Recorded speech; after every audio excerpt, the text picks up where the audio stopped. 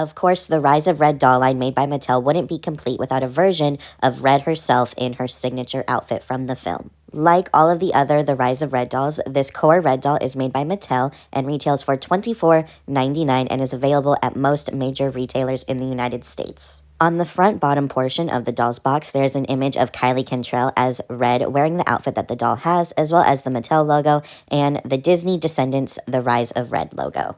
The overall shape of the box is kind of like half of a heart, but like a little bit more than half, so it's definitely an interesting shape. The doll is fully visible in this box, and next to the doll's head is a card that says Red, daughter of Queen of Hearts, and has Red's signature broken heart icon on it as well. Off to the side, there's also this metallic silver kind of like shattered broken heart design.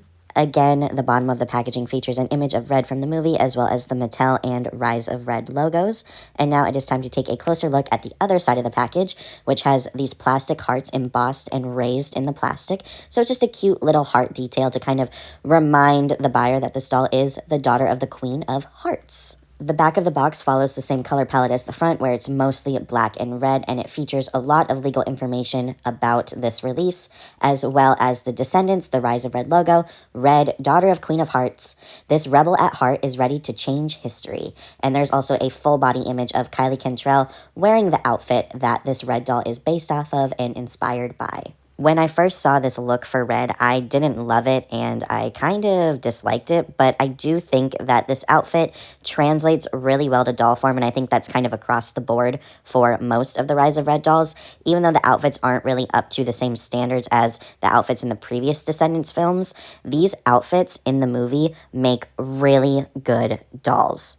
Here is the Red doll out of the box, and she looks so good. Like, look at her. She looks just like Kylie Cantrell as Red in Descendants, The Rise of Red. The shoes, the pants, the shirt, the jacket, the hair, the face, everything about this doll is absolutely perfect. She does come with one accessory, which is the infamous pocket watch, which does have a painted on clock detail on it. So now I am going to take a closer look at the doll itself, starting with the doll's face. And I think that this face sculpt does look a lot like Kylie Cantrell, and I think it blends kind of the cartoony faces with the more realistic faces really well. She has very minimal makeup on. It's like a very sheer kind of like silver eyeshadow, as well as bright red lips, because she is Red, Princess of Wonderland, daughter of the Queen of Hearts.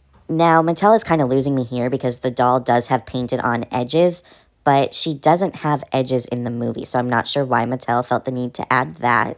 But the rest of this Red doll's hair is beautiful. It is tied up into two buns at the top, and it's definitely giving Batman and Robin Poison Ivy vibes like Uma Thurman. Or at least that's the first thing I thought of when I saw this doll's hair. But like I said, it is crimped and it is saran, so it is super soft and definitely higher quality. Even though some would say it is like the bare minimum, I think it is really impressive that Mattel was able to do the crimped hair and to do the hairstyle for Red. It definitely shows that a lot of effort was put into making this doll look as much like Kylie Cantrell does as possible. And I really appreciate that because I feel like the previous Descendants dolls made by a different company didn't do that all the time. But now this doll is going to get even better when I take a closer look at the doll's outfit. So this outfit consists of a jacket, some belts, a shirt, pants, and boots, all of which are removable.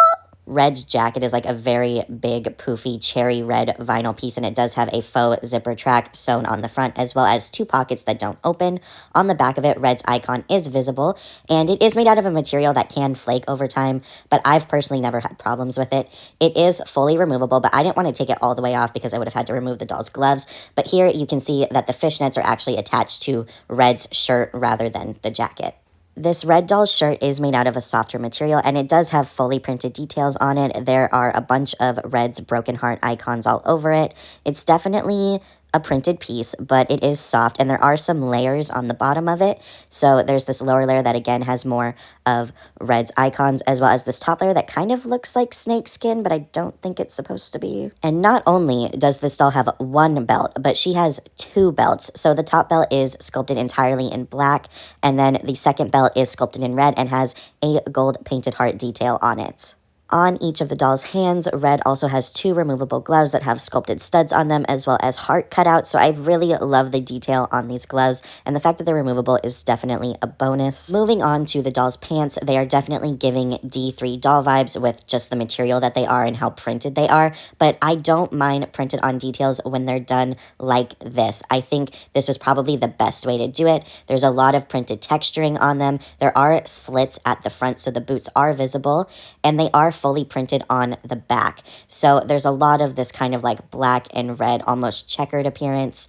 I think they look really good. They are soft. I'm totally fine with this printed material because A, it is not like the papery printed material that's often used, and B, because it is so soft, it doesn't really limit the doll's articulation. This red doll's boots are mostly black, and they do have her broken heart icon up at the top, as well as sculpted on laces and studs, and the heels of them are very chunky and very red. Like all of the other core Descendants The Rise of Red dolls made by Mattel, this red doll has 11 points of articulation, including articulation at the neck, both of the doll's shoulders, both of the doll's elbows, both of the doll's wrists, both of the doll's hips, and both of the doll's knees.